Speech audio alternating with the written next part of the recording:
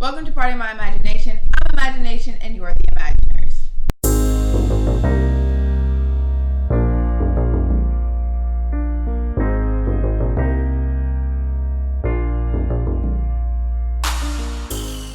Welcome if this is your first time. My name's Jasmine and welcome back if this is your second or third or however many times you come back to my channel. Today I'm going to be doing my wrap-up videos for the month of September. These are the first 4 books that I read in the first week of September. So let's just get right up into it. Alright, so the first book that I picked up was a reread and it was Falling Kingdoms by Morgan Rhodes. And this is the first book in a 6-book series, and with 2 spin-offs. This is the first book. This was a reread for me. I was reading it with Princess over at Castle Library. Check out her channel. We did a reread of this book. Well, she read it and I reread it with her, and it was as good as it was the first time. This book is following multiple perspectives. It's following the princess, the rebel, the sorceress, and the heir. So it's following 2 men and 2 women. 2 of the women are both princesses. One is a prince and the other one is a boy. So essentially it's following this world where the princess and her friend of one land goes into the other land and ends up killing the boy's brother, and it kind of sends these 2 kingdoms into a spiral, and things happen. Obviously, like, you go into my land and you kill somebody, shit's gonna happen. There is so much political intrigue. There are a lot of characters, so I would be mindful going into this. I really enjoyed it for the political intrigue, and it wasn't hard for me to keep up with the characters. So it's not extremely hard. I'm just saying, if you're not used to multiple perspectives and you're not used to like jumping back and forth, then you're going to want to take your time with this. But I really enjoyed it. The ending, I already have the 2nd book like ready to go. Like, I have it ready to go. I'm so excited to pick the next one up. I did give this book, what did I give this book? Oh, 5 stars, duh. Sorry, I gave it 5 stars again. Obviously, I've already read it before. And I think like my favorite character in the book has to be, let me see. I would say Cleo. It's definitely between Cleo and Jonas. Yeah, like, those are definitely my 2 that I'm like, okay. The other princess, Lucilla, doesn't actually get, like, she gets screen time, but not really. It's through the eyes of her brother, who is Magnus. And like, Magnus is cool and all, but like, I just preferred Chloe and Jonas more. And yeah, that's it. That's the book. Just pick it up if you really want to. The next book that I picked up was Truth Witch by Susan Dennard. I gave this book 4.5 stars. I actually really enjoyed this book. Now, this book is following this girl named Safi. Pretty much, her name is Safi. That's what they call her. It's following this girl named Safi and this other girl called Unet,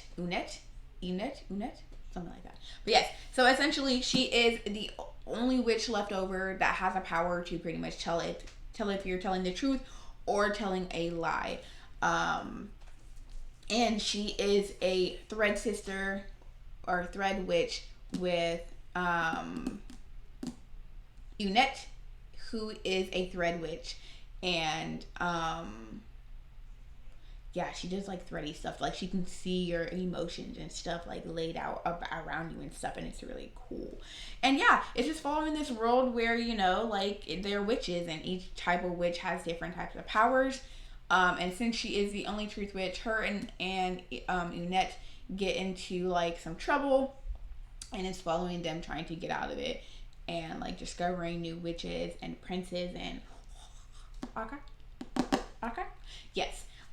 But I will say that the love I don't even really want to say it's hate to love, but the slow burn love interest in here is like, yes, I was loving it. But obviously, like, the prince is like all fucking cute and fine and shit, and I'm just like, okay. Then they out in the woods, and okay, I'm not gonna spoil it for you, but just know that there are some characters that you're in here like, damn, you kind of fine, okay. Y'all know me. Y'all know I love me a fine character. So, like, that's all it takes. That's all it takes for me. I don't know what that says about myself, but yes. On to the next book. Alright, so the next book that I read, I do not own, and it is A Song of Race and Ruin, or Raps and Ruin, whatever you want to call it. And it is by Roseanne A. Brown. I give this book 5 stars. Let me just tell you. I understand why everybody is talking about this book and love this book, and I need the series to like come out like time now.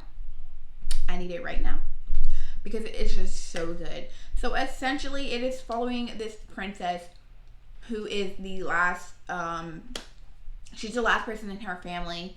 It's her and her mom. Her mom is the queen, obviously.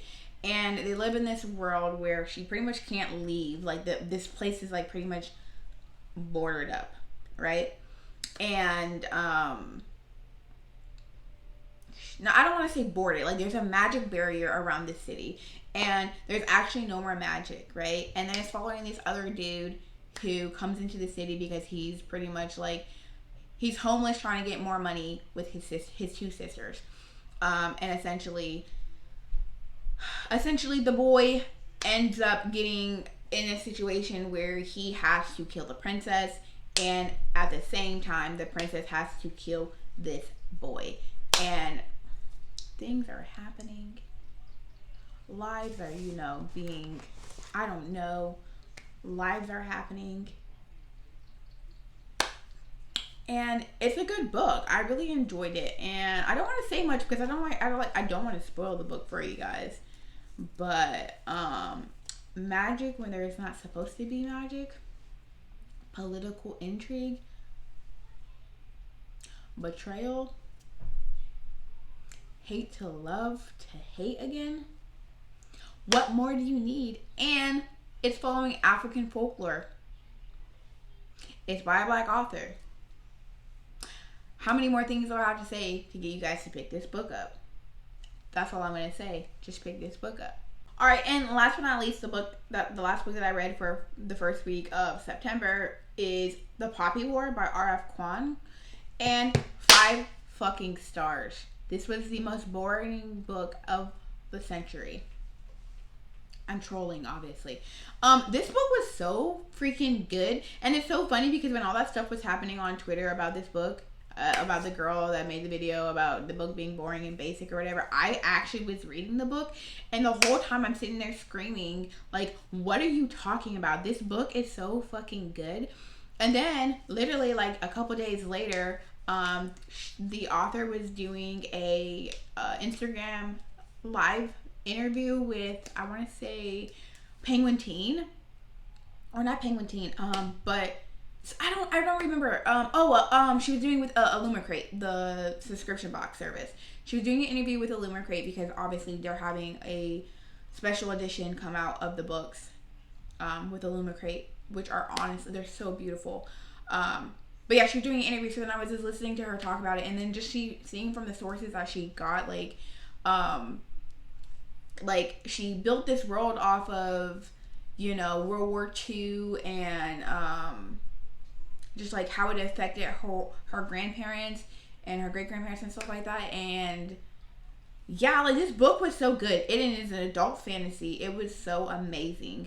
And the way she was talking about some of like she based it off like one of these like old Chinese stories, which I thought was really interesting. And like the fact that she said she never planned on to even write a novel, and then this kind of just happened.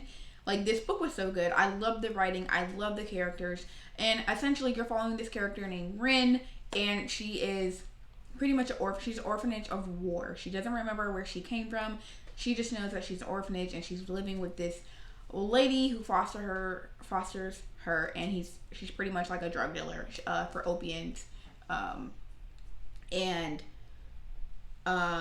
she pretty much like studies for this hard ass fucking test, like literally less than like 2% of the population take this test and pass.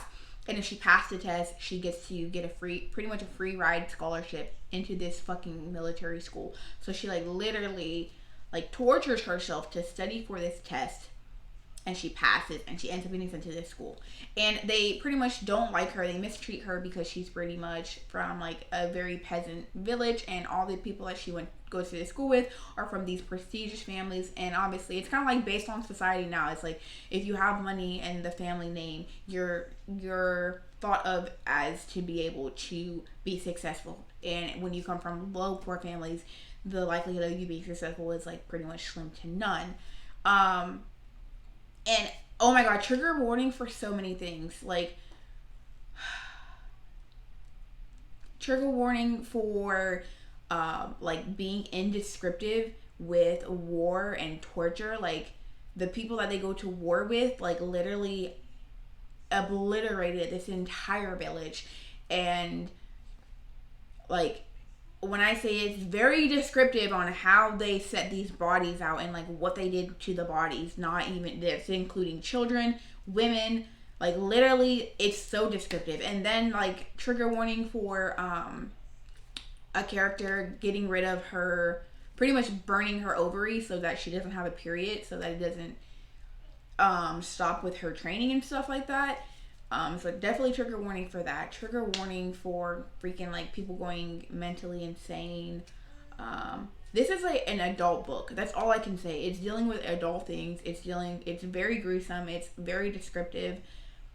But I loved it so much. It was so fucking good. Oh my god, it was such a good book.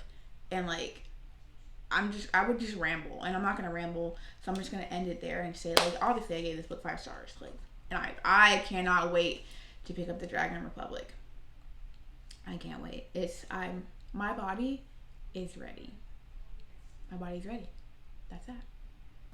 Alright, that's all that I have for you guys today. Be sure to check out my description where you will find easy ways to contact me, as well as all the books and channels that I talked about. If you like this video, be sure to like, comment, and subscribe. And if not, just imagine that you did and come back again. Until next time, keep imagining.